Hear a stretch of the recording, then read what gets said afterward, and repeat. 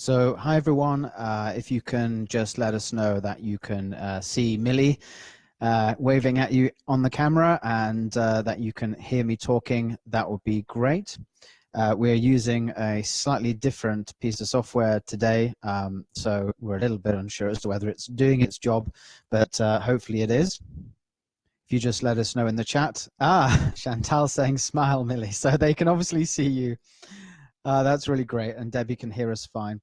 So we are a little bit early. Hi everybody. It's a really big webinar today. We've got something in the region of 2,800 people signed up for this. So yeah, it's great to see lots and lots of people can hear us. I mean, let us know where you're from. You know, it'd be great to give you a shout out and say hi.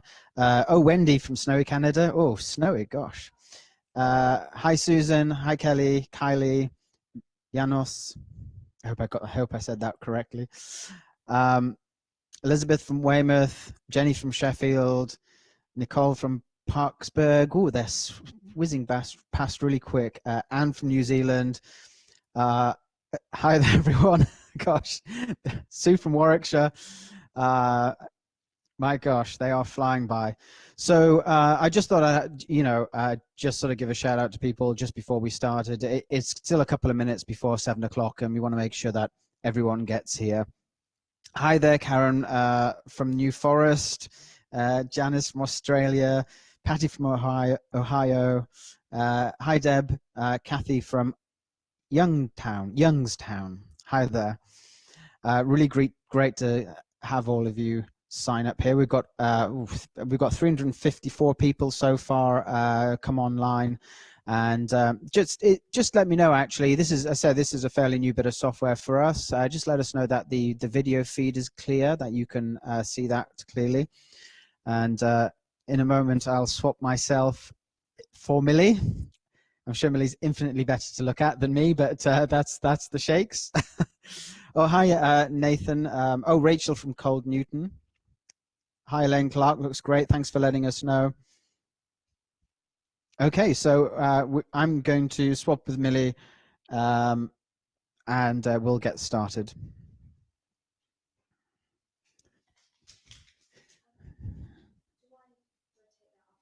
Yes, yeah, so you'll need to stay there. Yes. Okay. So welcome everybody. Welcome to the webinar on tipping forwards. We could have done this on a horse, but it's freezing cold and really dark out there, so we decided to do it from our studio. And actually it's a lot easier to demonstrate some of these techniques whilst not on a horse, and also to get you to do some exercises too. I've got my little saddle chair which we can work with. My name's Peter Dove. I'm the author of the book Master Dressage, and just to get us all going, I'm going to give a copy of one of these away right at the start. I'm also a certified Ride of the Mind coach, and if you want to find out more about Ride of the Mind, go to www.mary-wanless.com, and I think I'll get Claire to type that up for you in the chat, so you can know where to go. And if you're looking for one-to-one instruction, then you can find a list of coaches on there and find somebody in your area worldwide. So my big promise to you today is that I will talk about the different ways that a person can end up tipping forwards, and I shall give you some really good solutions to those problems as well. It won't be comprehensive because we could be here for quite a while, even though it is only about one subject, but you'll go away with some really good techniques and a really good idea of what causes people to tip forward and how to solve it. Make sure you stay to the end, because right at the end we're doing, just before the Q&A, we're going to give out the prizes. We're going to give out another copy of Master Dressage, and we're going to give out a pair of Westfield Caldine Westfield wellies, courtesy of Caldine and Harry Hall, so who are sponsoring us. Millie is going to pick who wins the first book. And we're going to do this in a rather strange way. Basically, what you're all going to do is, when I say now, type in "pick me" and in the chat, and make sure you put your whole name. So go now, type in "pick me" with your full name, and Millie's going to watch them scroll by, and she's going to pick somebody out at random, and you'll get the first copy of the book. And we'll make sure it's signed and sent out to you too. Well, there's lots scrolling by, so it's too fast. You can stop it. So if you see someone, okay.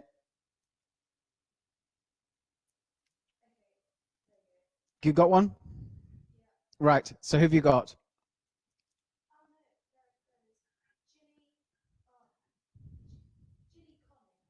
Jilly Connie. Okay. Okay, so Jilly Connie, you've got a copy of this. It'll come on its way to you. We'll try and get your email off the list. And if you don't hear from us, just contact us at support@dressagetraining.tv. Millie looks rather flustered after doing that. There seems to be an awful lot scrolling past. Right. Okay, so let's move on. Okay. So, you know, one of the things we've had in the past when people are looking at dressage training TV is the idea that dressage is perhaps too difficult or too complicated or too high a level of skill. But, you know, dressage is based on a French word meaning to train.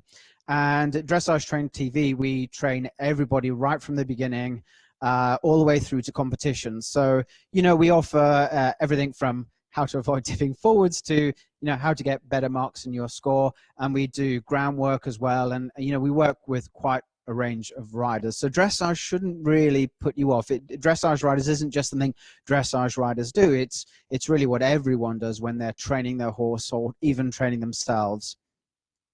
So hopefully some of you will have got the email from us, which we gave you a PDF, which you can print out, and that PDF has some room for you to make some notes and you know, so you can follow along as we're doing this. So what is one of the biggest ways that prevents progress in riding? You know, why can't we make rapid progress? And I think one of the biggest problems is, especially, you know, when I see a rider come to me, is they imagine that they might have to change by, let's say, this much. You know, they're expecting to have some small incremental improvements. They're expecting to have their position tweaked or what they do tweaked.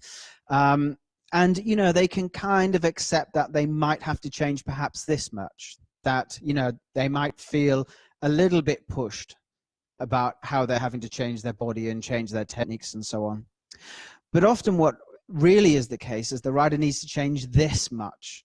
And what happens when a rider has to change so much more than they're expecting is a lot of objections happen, like, this is too weird, this can't be right, I can't possibly be upright, I feel like I'm tipped forwards, or I'm leaning back, or I feel like a hunchback, or I feel really hollow in my back. And, you know, a lot of those things are simply your body telling you that this does not feel normal to you at all. And, you know, often the body's really good at telling you where it is relative to where it's used to be. So, you know, if you're a rider, like perhaps the reason why you came to this webinar is that you tip forwards, when I finally get the rider upright and ask them how they feel, they will say that they're leaning back by quite a bit. And, you know, you have to kind of sell them on that leaning back. And, you know, I use things like cameras and photographs and video and get them in front of the mirrors that we have to really convince them that even though this feels the weirdest thing ever, that this is correct. And, you know, I think as riders, we do often underdo the corrections that need to be made. You know, I think kind of the best pupils that, you know, I make a correction to somebody and they come back 2 weeks later and they've overdone it.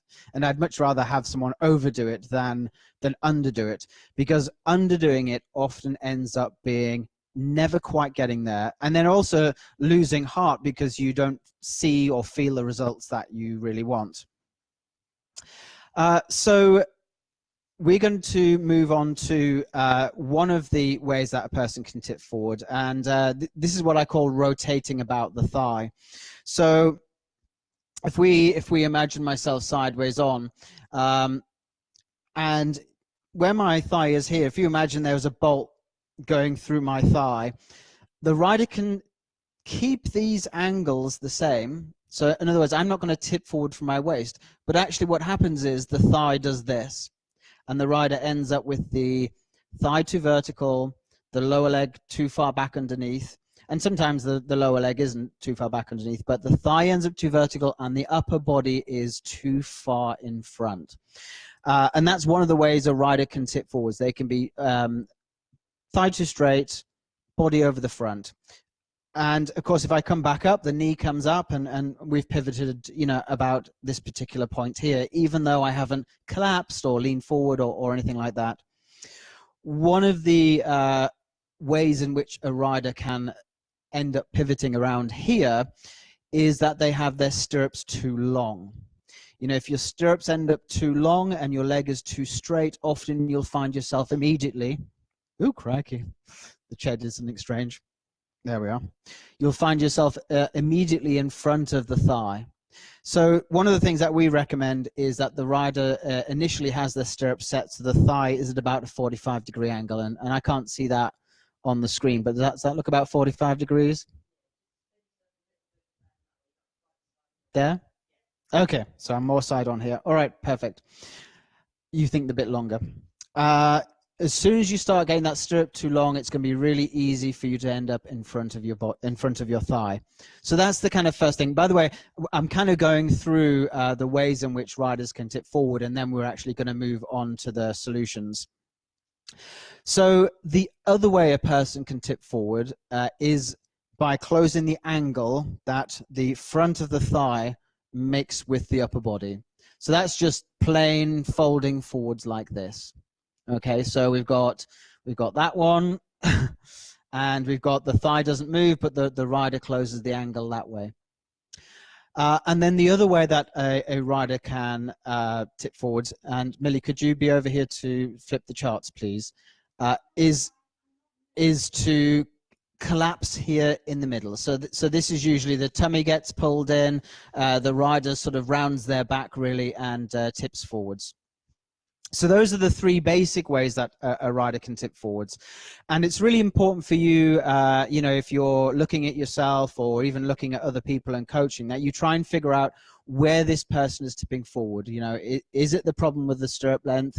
Is it a problem that they rotate around the thigh and the thigh changes its angle? So if you watch them tip forwards, you can kind of watch where the knee is and the thigh angle and so on and see what happens there.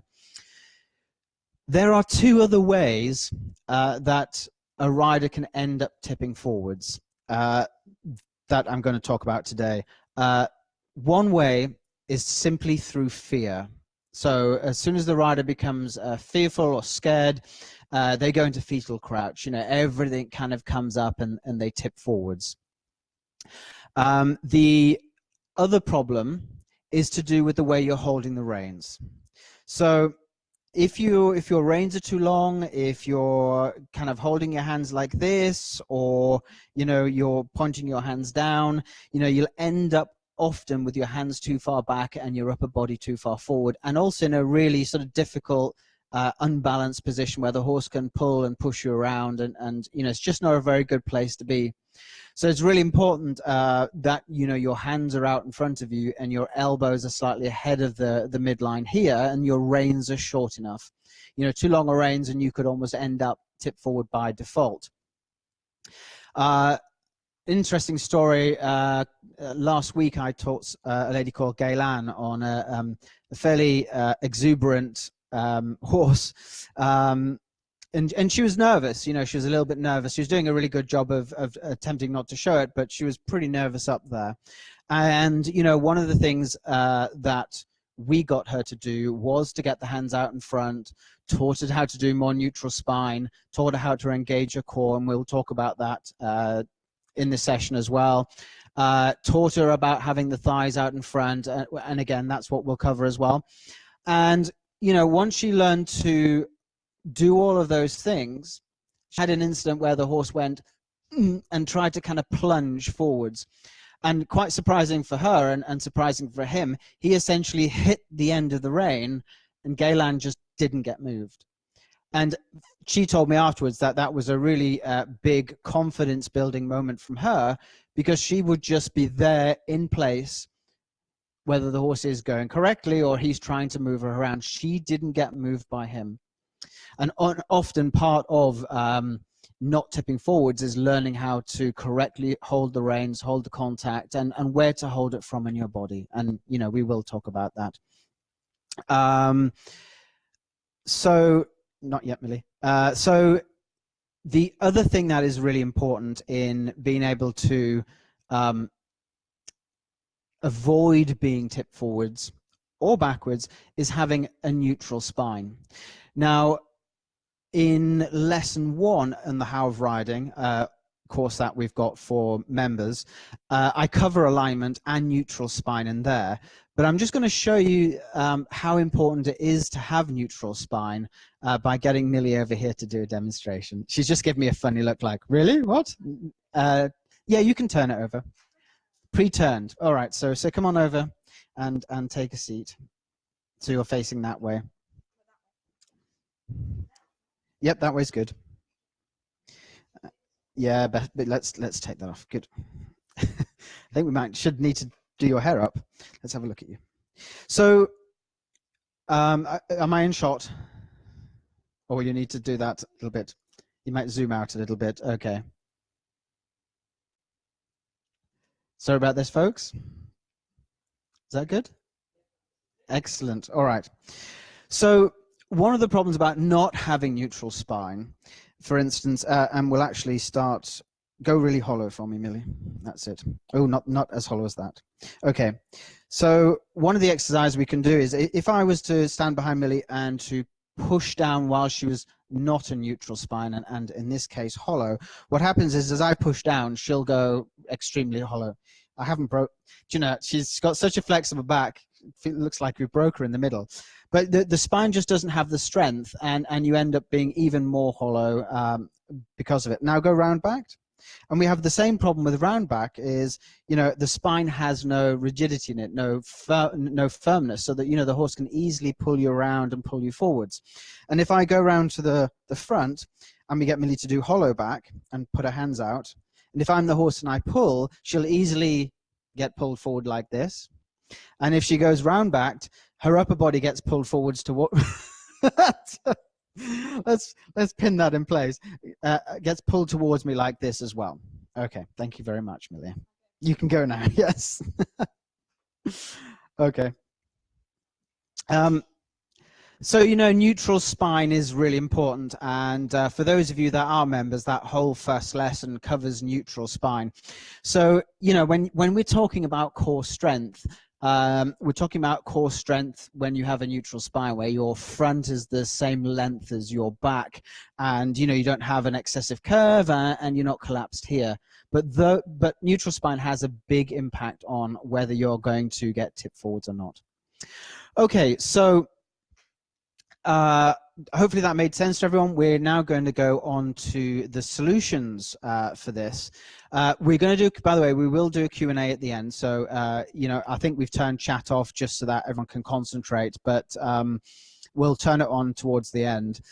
So one of the things that we teach people who have the problem of the thigh doing this and who have the problem of folding that way is something we call slingshot, and it's the idea that the thigh is at 45 degrees and you're trying to keep the thigh out in front of your upper body. Now, anyone who's been and watched any of our videos or been to any of our webinars before knows that we do talk about muscle tone. We do talk about core. And it's no good to kind of have your thighs out in front of you, passive, flaccid, because they won't do anything. You know, your upper body will still go out in front of them. So so hopefully if you can sit yourselves on the edges of your chair, so we'll do a little exercise. So sit on the edge of the chair so that your kind of thigh hangs, you know, down from the chair. My saddle keeps slipping. And keep feeling as though the thigh is down out in front of you. And we're going to try a little exercise. I'm hoping that you can feel your seat bones. What I want you to do is to start pulling your seat bones back along your flesh, as if, you know, you're going to end up sort of poking your seat out behind you. So you'll end up quite hollow, and you'll find your kind of knee comes backwards and your bum goes backwards like this, and you'll end up actually probably tipped over the front of your thigh. Okay. Oh, got a bit of cramp. Now you're going to do the opposite. What I want you to do is to reach the thigh away from you as much as you can, and you'll probably feel your seat bones getting pulled forwards and the thigh reaching away like that. Now, bring yourself back to neutral, and we're going to try something, what we call it slingshot. So that's the sort of ride of your mind terminology. We call this slingshot. So if you were to imagine that if you imagine a catapult, or in the US I think they call it a slingshot, imagine that the 2 points at the top are your knees, the elastic is your thigh, and the little pouch which holds the stones is your seat bones. And you want to get the idea that you reach the knee away from you but pull back off the seat bones as well. So you're trying to almost lengthen the thigh in both directions. Now when you get this right, there will be quite a lot of tone in the thigh. You will feel the thigh really tone up, and when you go for slingshot and keep the feeling as though the thighs act like a buffer and stay out in front of you, you will automatically feel that it is actually quite hard to tip forwards. Having the thigh out in front, acting like a buffer in slingshot, where you feel the tone of your thigh, will act as a very good buffer. If you let go and, you know, the horse throws you forwards and the thigh is too flaccid and too loose, you will just end up being thrown in front of it. So it's important to keep feeling thigh out in front and get this idea of slingshot. By knees reaching away but seat bones kind of pulling back, it puts you in a really solid place. So that really helps solve the knee kind of doing this and the thigh going too vertical.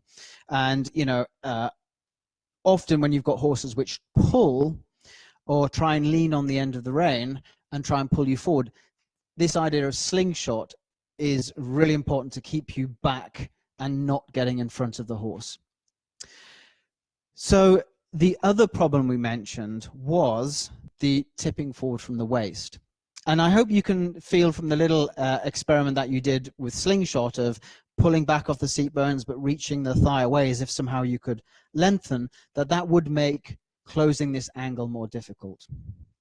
Now, what you need to do as a rider is monitor this angle really closely when you ride. I think one of the biggest mistakes people make is to try and forget their mistakes as quickly as possible. What you might want to start thinking about is, how did I make that mistake? How did I tip forwards? Where did the tipping forward start? And when you do tip forwards, if you're the kind of person that folds this way, you want to, let's say it happens at a downward transition, at a typical place people tip forwards. Monitor that angle and see what happens. Does the angle close? When does it close? Where does the closing start from? Do you start by starting to hollow your spine and then close forwards like that? So try and figure out what is happening to you now.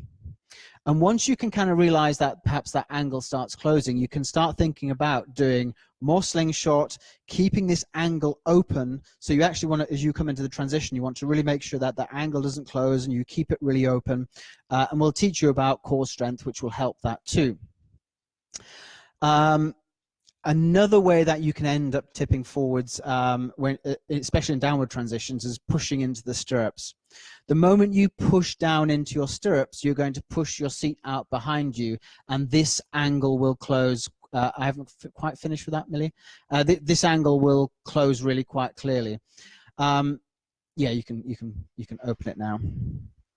So it's important, especially in downward transitions, that you do not push into your stirrups, and quite a lot of people do. The moment you push into the stirrups, the stirrup it's going to be like a pendulum, will swing forwards and your upper body will close. So foot stays light in transitions. You stay focused with thigh out in front of you, monitoring the angle that the front of the thigh makes with the body. The final thing really, you know, even if you're doing slingshot, okay, and you're monitoring that angle, if you're very loose and flaccid in your front and you don't have any tone or core strength, you will easily end up collapsing this way, being pulled in. So you can be doing shoulders like crazy and everything else, but the horse will still end up pulling you forwards. So we call this bearing down. This is taught in lesson 2 of the How of Riding, and this is essentially how you engage your core and stabilize your front. Now I'll go through the exercise with you, but I will warn you, it will feel like really, really hard work. You know, I can bear down like I'm doing now, and quite a strong bear down, and I can still breathe, I can still talk to you, I can still ride a horse, but you know, the horse isn't able to pull or push me around. In fact, that's one of the things that gave Gaylan her kind of epiphany, is that she is there ready. She isn't affected by the worry of the horse about to do something. She just focuses on being there in place and stable. And when the horse tests her, she's already in place and doesn't get moved around. And, you know, I think one of the things that we try to do as riders is not be reactive, but causal. So, you know, the horse pulls and then we don't suddenly go, oh, got to put that right, must fix that. You know, we're already there and the horse pulls and it's kind of like, and they can't move us. Or they suddenly speed up and we just suddenly don't go, wah! Or they slow down and we don't suddenly go, wah! You know, as a rider, you need to be there already in place with a good core and not get so easily moved around. So here we go. Just put the heel of your hand just underneath your sternum, press it in, and just go. Now, hopefully, as you clear your throat, you'll find these muscles push out against your hand. Now, see if you can keep those muscles pushing out all the time. And what you'll find is this is diaphragmatic breathing. Now, we go into this in a little bit more detail, so we teach you how to activate all the way up the front wall. And by engaging your core and doing diaphragmatic breathing, when the horse suddenly slows down, he pulls against your body, or the horse suddenly decelerates. You don't get pitched forwards because you're doing slingshot, you're monitoring the angle here, you're bearing down so that you've engaged your core, and you don't get pulled around by the horse. And this isn't just, you know, I say pulled around by the horse because that's the easiest thing to imagine, but even surviving forces like downward transitions, that really needs for you to be firm in your core. One way you can easily test this is when you're driving in your car. If you just bring your back away from the back of the seat, feel what it's like when you try to accelerate. What muscular force do you need in your core to stop yourself falling backwards into the back of the seat? And that's kind of gives you an idea of the kind of tone that you will need on your horse. Let's have a look. Let me think if there's anything more there that we want to say. No, I think that's it. Would you put chat back on for me? Yeah, you turn chat back on. Cool. So don't forget, we will have a Q&A at the end, so don't worry about if you've got questions. You know, we'll hang around. And how are we doing for time? 26 minutes, that's perfect. So, you know, we should have at least 50 minutes for questions, and, you know, I can sort of clear up any points that you're not sure about. One thing I would say about tone and bearing down and having your core engaged is, if you haven't done it before, it will feel like a huge amount of effort.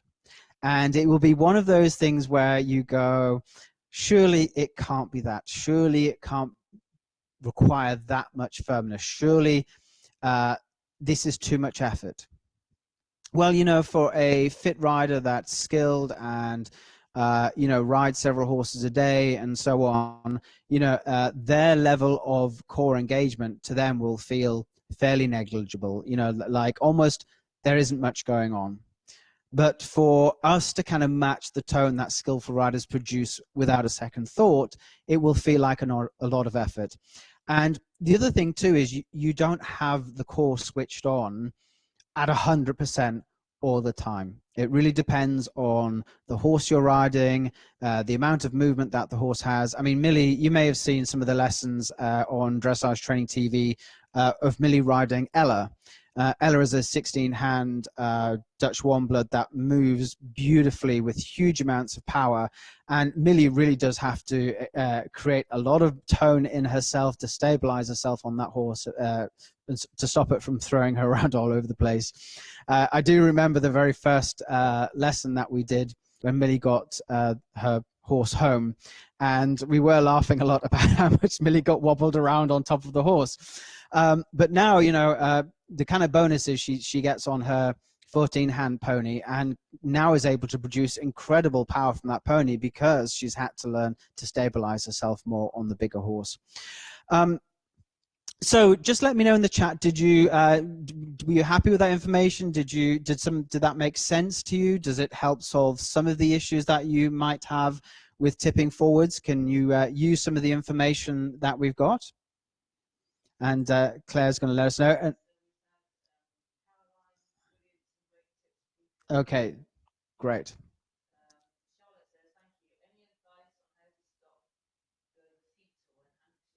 Okay, so actually I will cover that in the Q&A. So someone asked about how to prevent going fetal when you're anxious or worried. So I'll talk about that in the Q&A actually. So if you can write that person's name down, the question, that would be great. So, you know, that was a small amount of information about one aspect of riding. You know, sit up just doesn't cut it. You know, if you're paying for a lesson and, you know, you've got all this problem of tipping forwards and someone just says sit up, it doesn't help. You know, riding, despite what some people say, riding is a complicated they deal with lots of detail to it. You know, that it just isn't stretch your leg down and sit up tall. There's a huge amount to it than that. If it was simple, we'd all be riding an awful lot better than we are. So if you like that level of information, think about, you know, what solutions there would be to leaning back, to, you know, asymmetry issues of leaning one way or the other, to transitions, to turning, to how to sit to the canter, how to get good canter transitions, how to do rising trot or sitting trot, how to sit still, how to control tempo. You know, there are so many questions, and really, you know, there is only one biomechanically optimal way of riding in the same way that the elite riders do. So on Dressage Training TV membership, we've got a course currently running called The How of Riding. That course is 10 lessons, and each lesson is a breakdown in a lot of detail. So for instance, the first lesson teaches you about alignment, about neutral spine, about how to solve those kind of problems. It talks about stirrup length, how to get the right stirrup length, where your thighs should be, and so on. And lesson 2 talks about the seat, how to control tempo with your seat, and so on. And in fact, the next lesson is on Saturday, and that's about rising trot mechanics and how to get really good tempo control when you're doing trot as well. Because, you know, in fact, one of our lessons is on impulsion. But, you know, you can't get impulsion if you can't control tempo. So that's kind of one of the things that we sort of build into teaching rising trot is, you know, how can you control the speed of the horse's legs? We have lots of other courses on Dressage Training TV too, and we have a new one starting as well, which is, I think it's going to be called Green to Great, which is how to take a young or inexperienced horse through to their first competition. So, you know, there's lots of video on there. I think Claire's put up a link, and if you'd like to find out more about joining Dressage Training TV and getting access to all these great courses, then you can just follow that link and have a look, and there's lots of information there. I will say one thing. We've been working on a piece of code for our site which limits subscribers to only seeing content for the month that they've paid for. So kind of that prevents people, you know, not subscribing for a whole year and then paying 1 month and having access to an entire year's worth of courses. When you first join, you get about 20 something hours worth of existing content, and of course you get access to the current courses that are running. Now, fortunately, I haven't put that code up yet. It's taken a while for me to figure out. I am a programmer, so I do all that sort of thing as well as the lectures and so on. But I shall have that code applied in the next couple of days. So if you join up now, you'll still get access to lessons 1 and lessons 2 of the How of Riding, which go into neutral spine and stirrup length and how to fix typical problems and the seat and how to control your seat bones and walk. And you'll be in time for the lesson on rising trot, which is this weekend, and the following weekend is transitions, both upwards and downwards. So we are going to do some prize giving again. So the first thing we're going to do is give away a copy of the book. And by the way, what I want to do here is, Millie, I want you to bring over a box of the boots to me once you've done this, so I can show everybody what they're getting there. So a big thank you to Caldine and Harry Hall for doing the sponsorship. Millie's going to come in front of the camera. So Millie is, goodness me, Millie's actually a junior ambassador for Harry Hall. She's been very lucky to get some clothing sponsorship, and Millie loves her Harry Hall stuff. Okay, so we're going to do the same thing again, I'm afraid. This is the reason we're doing this way of choosing a person, is because we like to reward the people who've kind of stuck around and watched through the webinar and stayed to the Q&A. So this is the second copy we're giving away, and this time it's pick me please and type your full name in as well. So I'm going to just give it a short while for people's names to scroll past, and Millie's going to have a look and see if she can pick somebody out. I think we need the countdown music to play. So, this book, I wrote it over a year ago.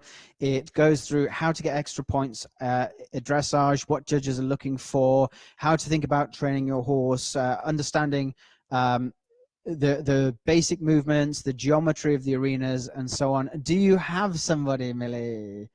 No. It's still you're still scrolling, so you're gonna have to kind of pluck somebody out as they fly by. Okay. So having had so many people on, there's an awful lot. So Millie's just scrolling through right now, trying to start. I think we need a better system than this. Joe Reed. Okay, so Joe Reed, you've won a copy of the book, and we'll try and match your name up with your email address for when you're registered and get that to you. Again, if you don't receive a message from us in the next couple of days, then contact us on support@dressagetraining.tv, and we'll sort you out and get it out to you free of charge. Okay, let me pop that there. So have you got that name down, Millie?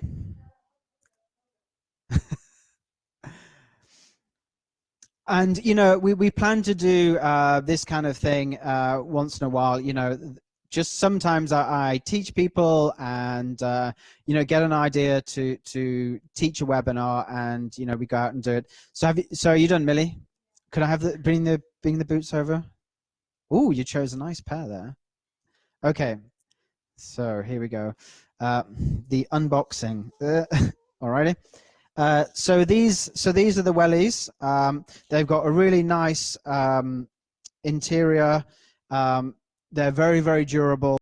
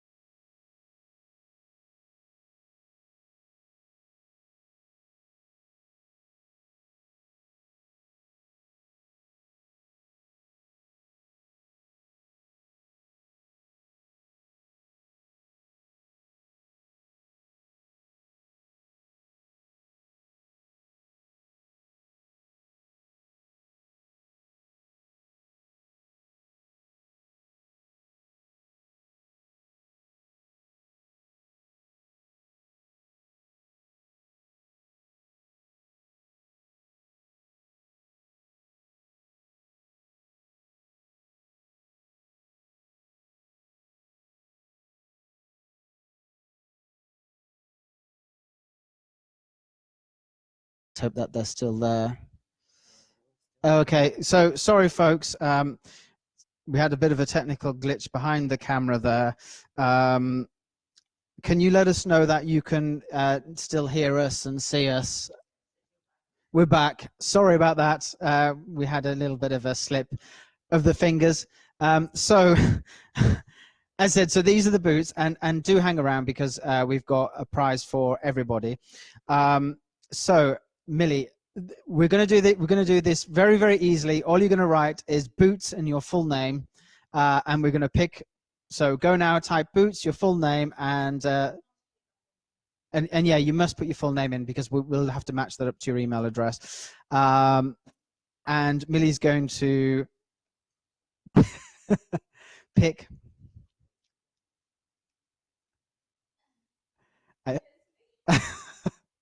So Millie's busy telling me it's very scary. There's people's names flying past all over the place. I'm going to see if we can get some kind of random generator of some kind, which will be a bit easier. This is fun. Oh, you like it, do you?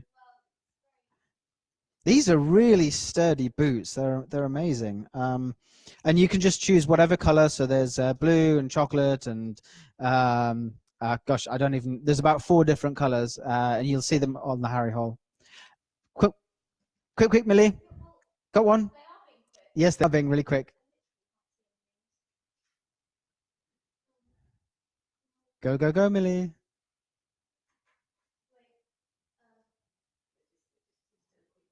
It's so quick you can't read. Do you need some help? No. 5, 4, 3.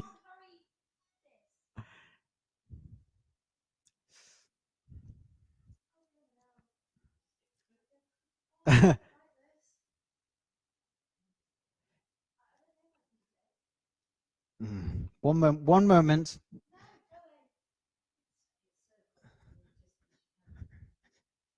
Right. Okay. Amy Lace. Amy Lace. We've got so we got a winner. Amy Lace. You have won the boots. Okay. I just had a look round there. You saw me walking behind the camera, and the names are scrolling past so amazingly quickly that yeah, you'd have to be I don't know, a computer to pick a name. But Amy Lace, yes, Amy Lace. Okay, almost 100%. Yes or no? You've lost the chat.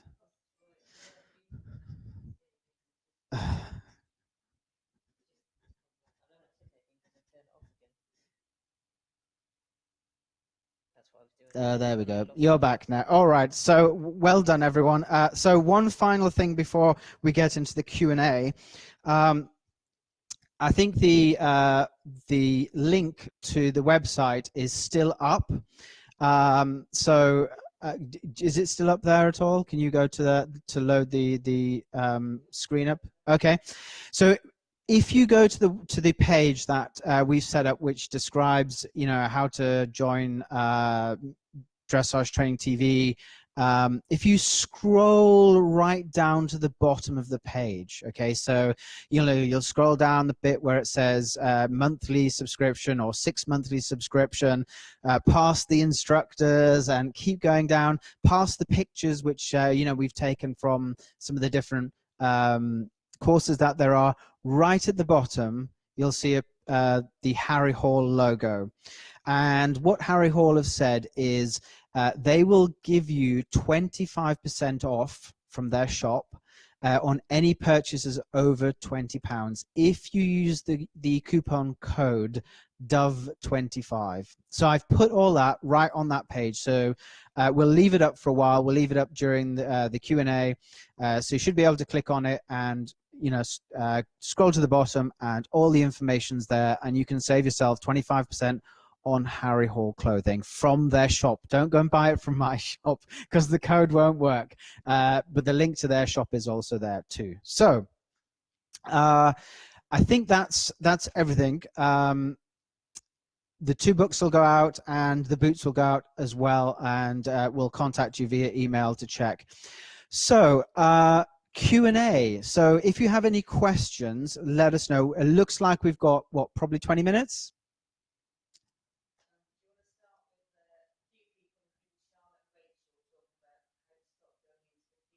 Oh yes, Charlotte and Rachel, yes. So Charlotte and Rachel have asked, how do you kind of stop yourself going to the fetal position? Well, I think, and this is, you know, what happened to Gail Ann as well, is you need to be already prepared. You already need to be thinking about engaging your core, having your thigh out in front of you, monitoring the angle here, making sure you're breathing correctly, your shoulders are back in place, and you are kind of in a state of red alert, I guess, if you like. You know, you're already prepared and in a firm place. And you know, when something worrying happens, just keep checking in with yourself. Are you still bearing down? Are you still breathing? Do your thighs stay out in front of you? Do you have this angle open? And you know, kind of what happened to Gail Ann is, you know, the horse went to plunge, and literally he went dunk and kind of hit the end of the rein. And you know, that was because Gail Ann was already practicing doing these things. If you sit up there unprepared, waiting for something to happen, then it will catch you unawares. You know, as in, you know, if you're too loose in your position, if you're too easily moved around, then you're kind of at the mercy of whatever the horse throws at you. You know, this is one of the reasons why I don't really understand the idea of people saying relax. You know, I'd be kind of like, which bits should I relax? When should I relax? How should I relax it? Am I relaxed through the entirety of my body? And you know, as far as I'm concerned, you know, when I watch elite riders, the answer is no, they are not relaxed. They are highly toned athletes, and they are stable under all kinds of situations. So you know, as a nervous rider, the best thing is to breathe, improve your skill, improve your stability, because that will give you a lot of confidence in and of itself. And I've seen that happen over and over again with people that I've taught who are nervous, that they improve their skill, they learn how to engage their core, they learn how to become more stable, and it makes them so much more confident, especially when, you know, things like that happened to Gail Ann. They suddenly go, wow, I wasn't budged, I wasn't moved, you know, the horse didn't get me, as it were. Not that horses are out to get us, but I think you understand. And we got any more questions?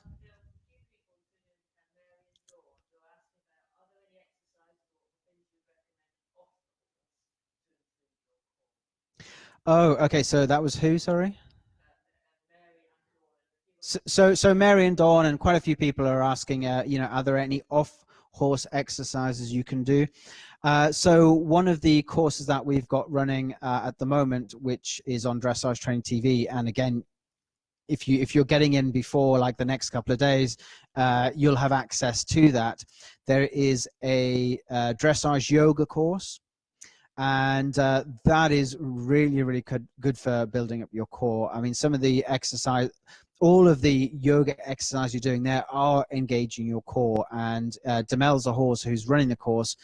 She's a PSG rider, and you know, she looks great up on the horse. You know, she's really stable and dynamic. So you know, that really works. Pilates works. You know, some Pilates instructors, I think, for riding, you know, emphasize pulling the too much in towards the spine. Whereas actually bearing down and engaging your core for riding requires that little bit more of, you pull your guts in to make a wall, but you push your guts against the wall, okay? Because if you're kind of just pulling inwards, you could end up back in the same situation where you tip forwards. So dressage yoga's, the dressage yoga is great. Pilates is really good. And you know, I actually go to, I use another site called beachbody.co.uk they have tons of programs for improving your core. You can do things like just, so if you watch lesson 2, it teaches you about bearing down. Well, I bear down all the time. You know, like if I'm walking around, I'll bear down. If I'm brushing the yard, I have to bear down, because as you push the broom, you have to bear down. So you know, when I drive, I think about bearing down, and that in of itself builds up tone and actually kind of gets you used to engaging your core, because some of it is getting used to doing that and then learning how to breathe. And you know, I've been rabbiting onto you all this time, and I've been, bearing down and engaging my core the entire time. So it just takes a little bit of practice. And when you're on the horse and you're in a dynamic situation, it doesn't feel as forced as when you just sat here generating all this energy. Because I can tell you, as soon as I start bearing down and engaging my core, I start to heat up, and it's a great way to burn extra calories as you're doing your jobs or walking about. If you've got an office job and you get up and you walk somewhere, bear down all the way, engage your core all the way. Other questions?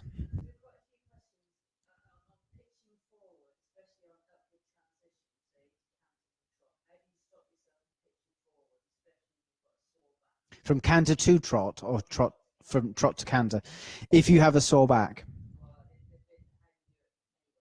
Oh, okay.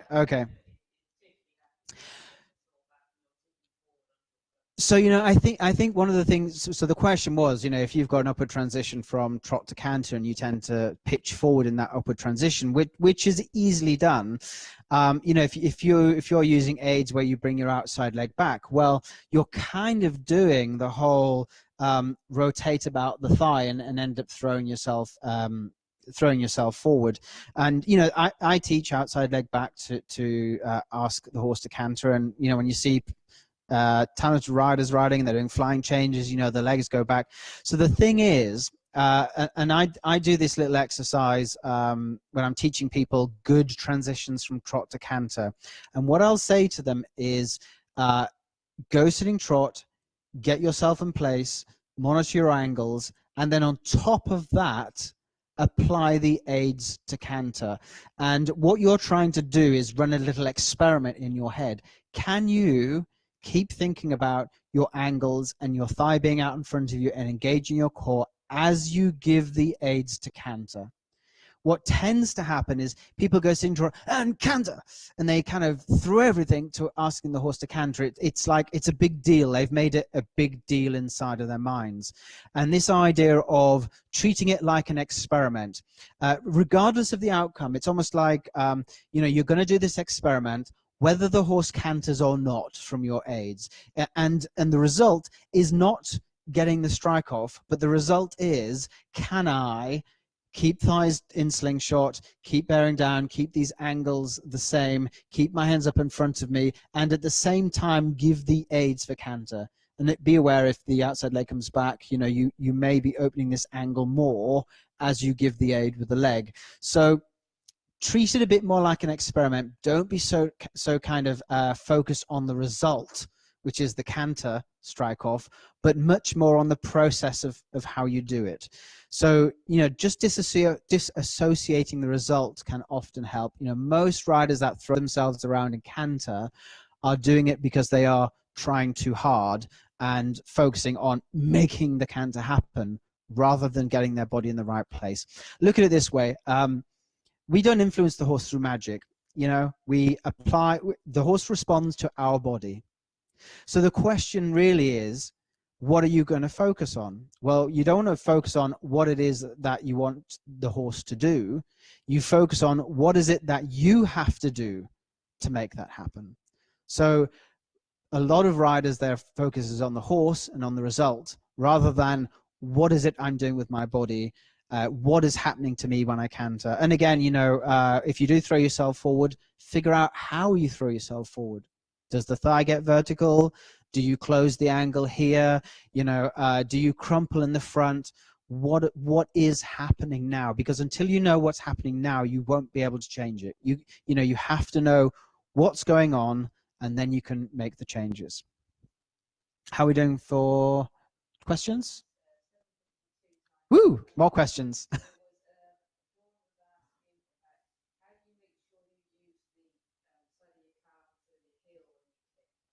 That's an interesting question. Nothing to do with tipping forwards, but what was the name? Dawn? Yeah, so Dawn was saying, how do you use the side of your calf rather than your heel to kick? Okay, all righty. So although there isn't anything to do with tipping forwards, we will answer that one. And I think we talked about that in lesson 2 in the How of Riding. So basically, when you use your leg, the typical problem people have is they kick backwards, or they use their heel, or they start to, wiggle and move the whole leg around. When you see a good rider give a leg aid, if you see a good rider give a leg aid, and actually I'll try and stand up as I do this, what you should see happen is, and if I can do it like this is a big aid, so the leg would do this, and it literally comes out and in. And then on a more advanced horse that is much more sensitive, the leg, and you probably hardly see the leg move there, there's a contraction inwards of the lower leg. And you know, the let me just get myself sat down here. The important thing is to imagine, what will help you is to imagine the whole leg is like a wooden boot. Okay, there's no flexibility, there's nothing going to happen with the heels or anything like that. You're to think of the whole leg being there, and as if you want to slap the stirrup iron underneath the horse's belly, like this. The leg comes inwards. There's no coming back, there's no wiggle, there's nothing like that. Just literally inwards with the leg. Forwards. Oh, that's a good idea. Okay, so and actually, hey, try it on your chair. So sit yourselves further forward on your chair. Get your seat bones on the edge of your chair, and try and get yourself in a kind of almost on horse position. And if you feel like your heel is like on one of the chair legs, or your ankle there, just think of kind of banging inwards like that. It is literally just in. The toe doesn't turn out. And you know, if you are using your heel to ask the horse to go on, just imagine if you were to have to wear a spur, and you'd be basically applying spur without meaning to. So the only time the heel should ever rotate in is if you were going to use a spur. But generally, toes stay pointing forwards, and it's kind of like an inward slap of the stirrup iron. And you need to feel as though you allow the leg to rebound off a little. You know, don't go and get stuck and as if you're trying to squeeze the horse's innards out. It literally is a short, clear aid that the horse will then respond to. Okay, question? I like these questions. Okay.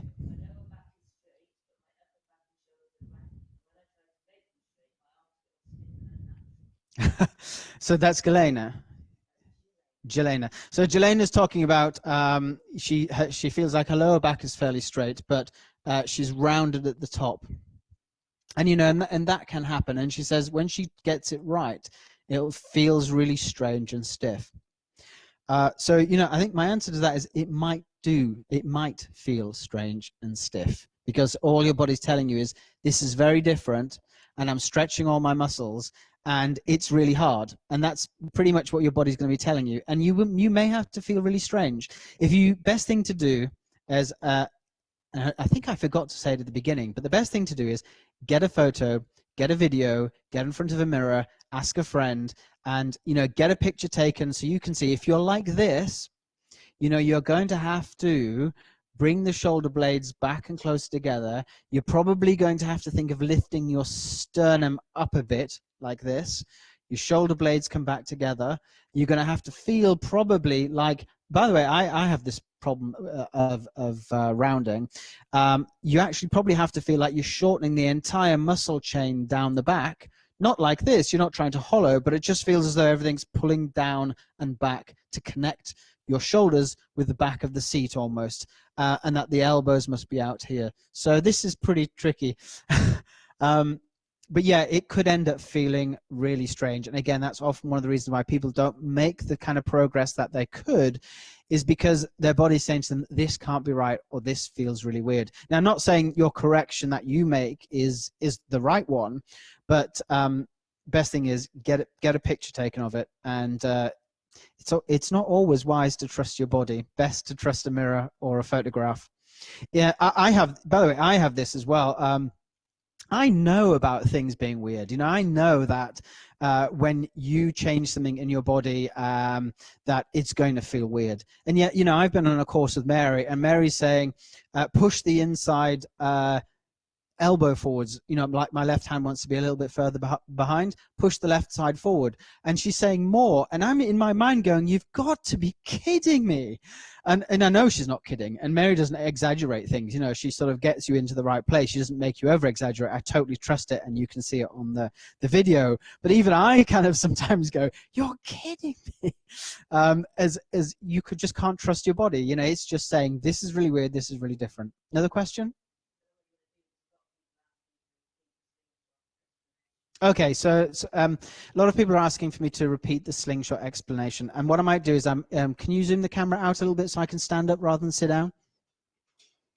It might be a little bit easier if I put myself on an on-horse position.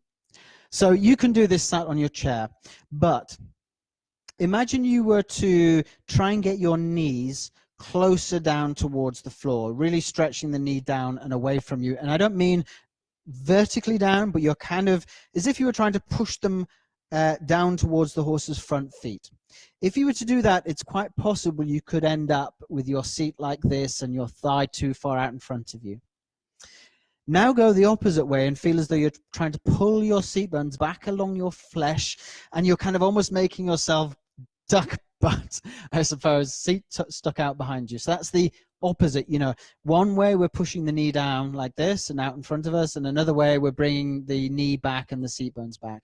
Now, rather like this idea of a slingshot, where your thighs are kind of like the elastic on a catapult, and your knees are the two kind of the V shape that kind of comes up, and the pouch is your seat bones.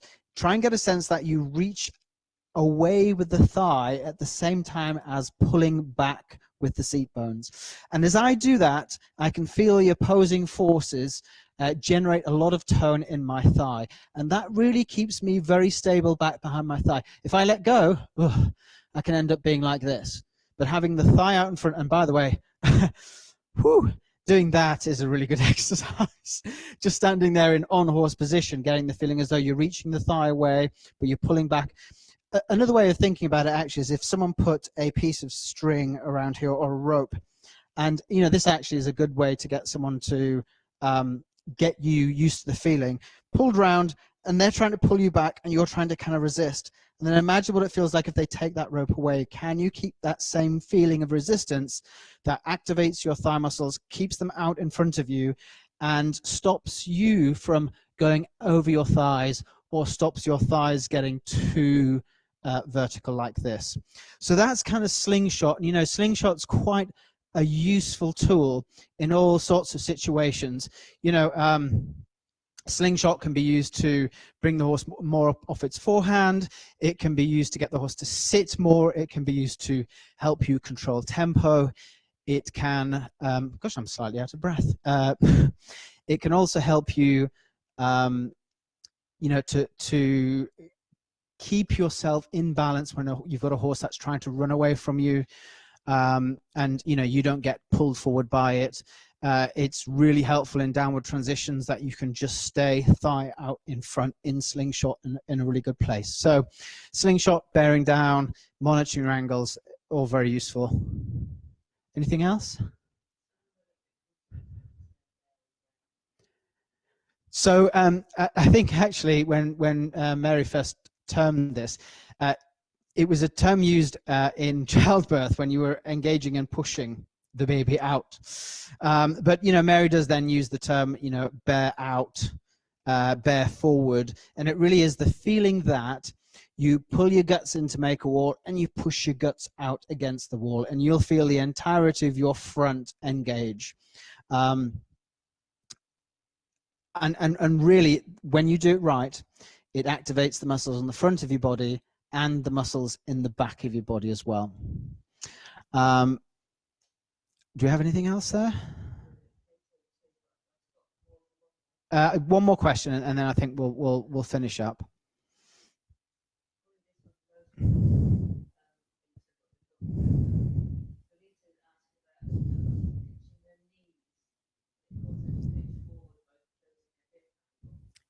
Okay, so Melita. Okay, so Melita, did you say? Melita's sort of saying that she tends to pinch with her knees, and you know, if you do pinching with your knees, that could very, very easily start to close up the whole front angle of the body.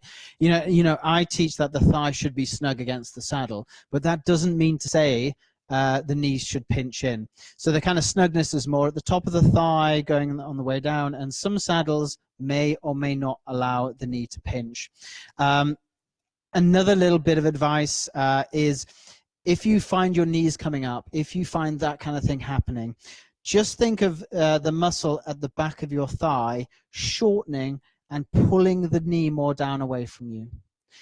That might help keep the knee down, reached away from you. The only issue is the angle in the front of the body likes to stay the same. So I've seen this happen. I've seen a person go from upright with their thigh two out in front to the thigh correct, but they're tipping forwards. And, you know, what you might have to do is you shorten here. You have to make sure that you keep the angle in the front of the thigh open so that, you know, the knee goes down and away from you and doesn't pinch up, but you then don't get pitched forwards by it.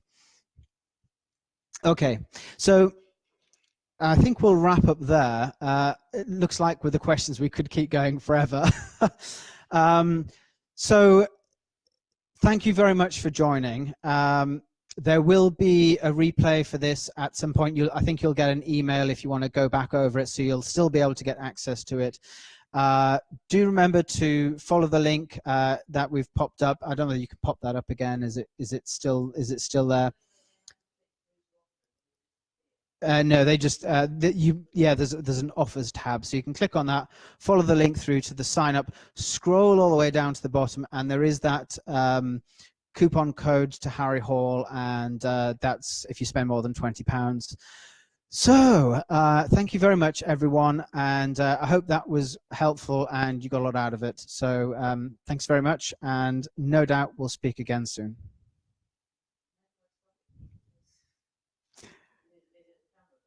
There's a call button at the top, green button.